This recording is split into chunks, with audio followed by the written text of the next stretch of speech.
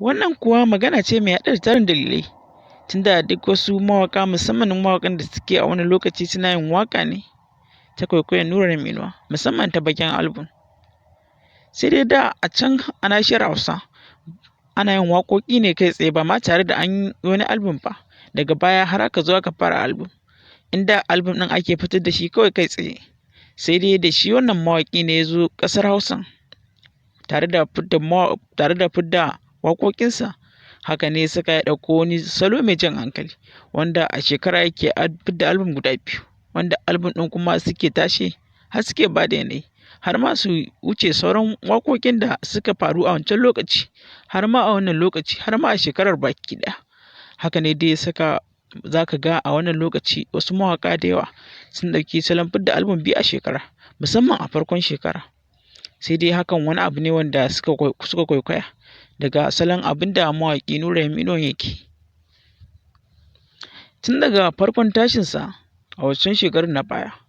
haka ne dai saka ya ɗauko wannan salo mai jan hankali, kuma da yawa daga cikin mawaƙan a wannan lokaci za ka ga su ma sukan iya kwaikwayo ta fidda album guda ɗaya a shekara.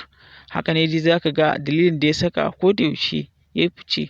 kuma ko da mutum zai yi tutiya da kansa a matsayin ya ɗaukaka, to za ka ga irin wannan album ɗin da ya saba fiddawa a farkon shekara,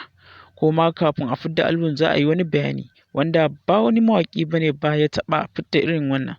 Za ka ga cewar kafin ya yi bayanin cewar wata shekara, har ma ya saka sunan abin da zai fitar a album ɗin wata shekarar. Hakan ne dai yake ɗorewa sauran mawaƙan kai,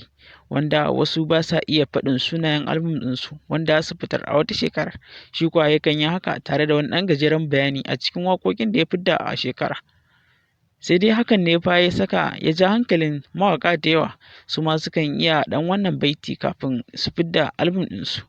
ko ma su faɗi sunansa a cikin album ɗin da suka fidda a sabon. Haka ne dai ya saka za ka ga jan hankalin da Nura Inuwa yake musu,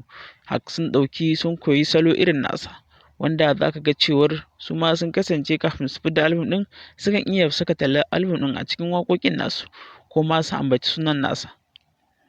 Wannan dai yake ƙara jan hankali. Mun gode da